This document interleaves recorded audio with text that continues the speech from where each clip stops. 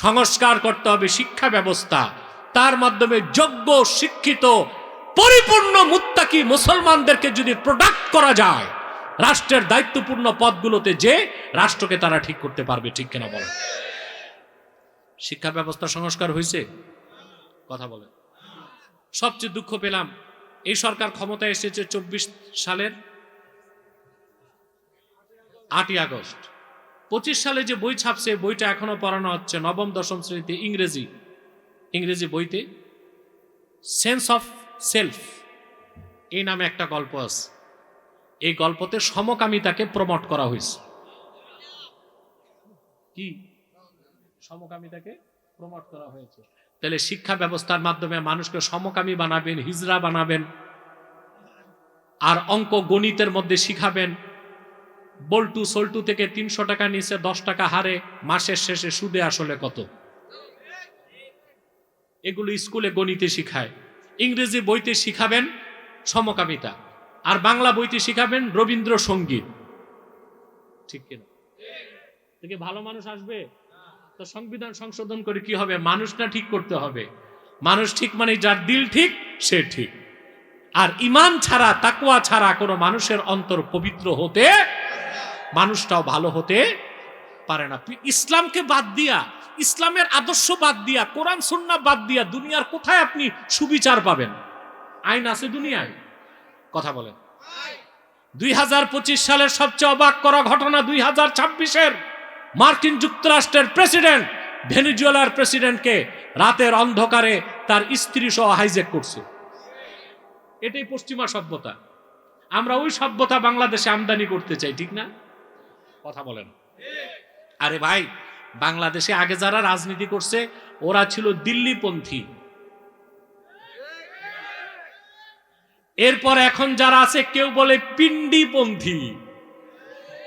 কিন্তু দেশে একটা বিরাট সংখ্যক লোক আছে দিল্লি না, পিন্ডি না। আমরা বলি দিল্লি না, পিন্ডি না, ওয়াশিংটন না।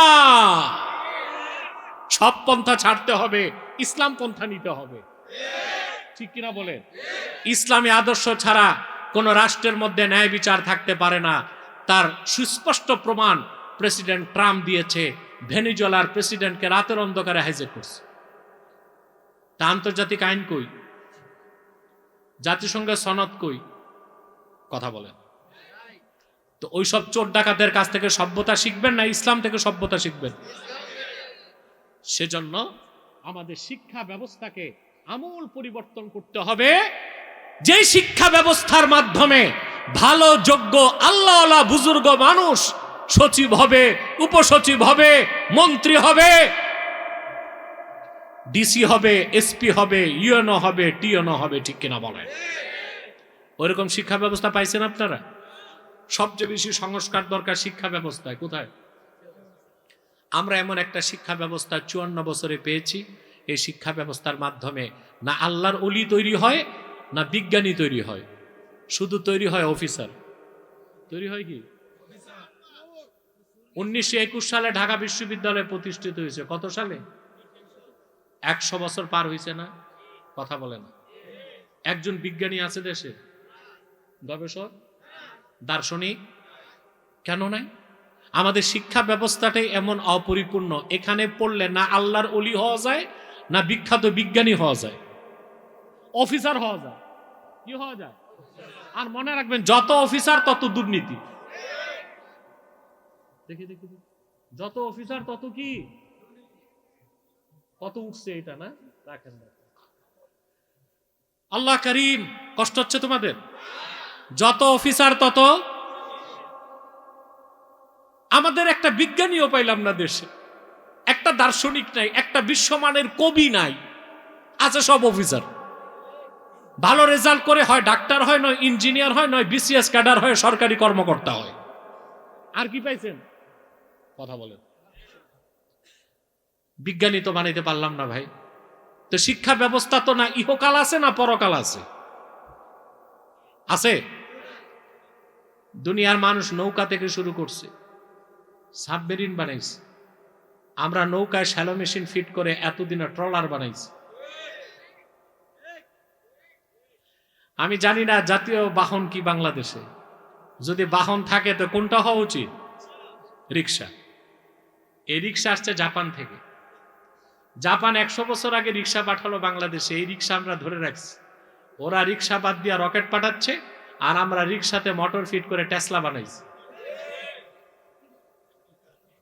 হ্যাঁ, তাহলে আমাদের শিক্ষা ব্যবস্থার মাধ্যমে আমরা না আল্লাহর ওলি বানাইতে পারলাম, না বিজ্ঞানী গবেষক বানাইতে পারলাম, আখেরাতও নাই দুনিয়াও নাই, বানাইলাম ডজনে ডজনে চোর।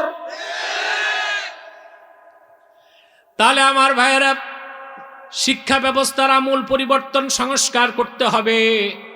তার মানে প্রাইমারি থেকে বিশ্ববিদ্যালয় পর্যন্ত সকল স্তরে কোরআন ও সুন্নাহর মূল শিক্ষাকে বাধ্যতামূলক করতে হবে। সঙ্গে থাকবে বিজ্ঞান, প্রযুক্তি, robotic science, artificial intelligence, physics থাকবে, কেমিস্ট্রি থাকবে, জুলজি, বোটানি, কসমোলজি, ইতিহাস, ভূগোল।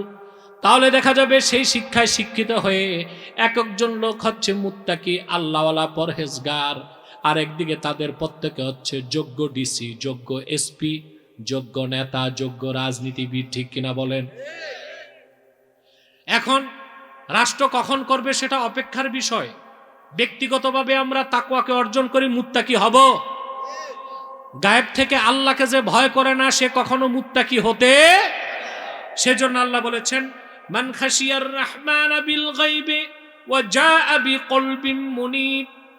প্রত্যেক সেই ব্যক্তি যারা আল্লাহকে ভয় করেছে অন্তর থেকে, না দেখে, আর আল্লাহর সামনে উপস্থিত হয়েছে বিকলবিন মুনিব, তার মানে পবিত্র আনুগত্যশীল একটা অন্তর নিয়ে। বলেন সুবহানাল্লাহ। কথাগুলোর উপর আমল করবো তো ইনশাল্লাহ। আল্লাহ যেন কবুল করেন, মঞ্জুর করেন। বলুন আল্লাহুম্মা আমিন।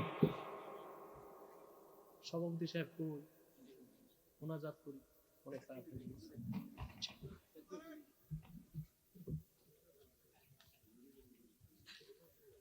হ্যাঁ, তাড়াতাড়ি 1 মিনিটে। আজকে আমরা কি 10 বছরের প্রশ্ন জমাইছো নাকি?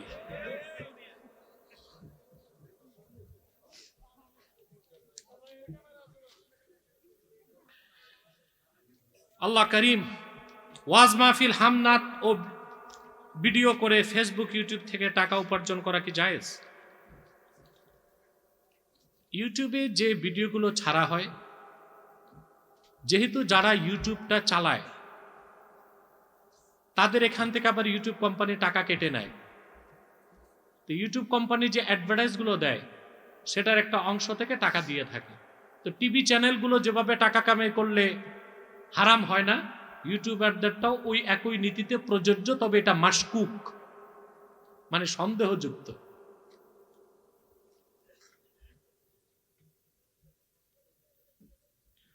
শেষ বৈঠকে সামিল হওয়ার সাথে সাথে ইমাম সালাম ফিরিয়ে ফেললে মুক্তাদি কি তাশাহুদ পাঠ করে দাঁড়িয়ে নামাজ শুরু করবে?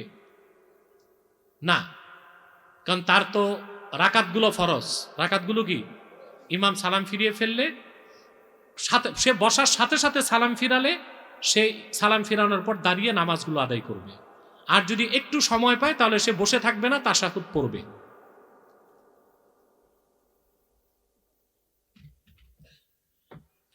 ইমাম সাহেব রুকু থেকে দাঁড়িয়ে রাব্বানা আলাকাল হাম পড়বে কি?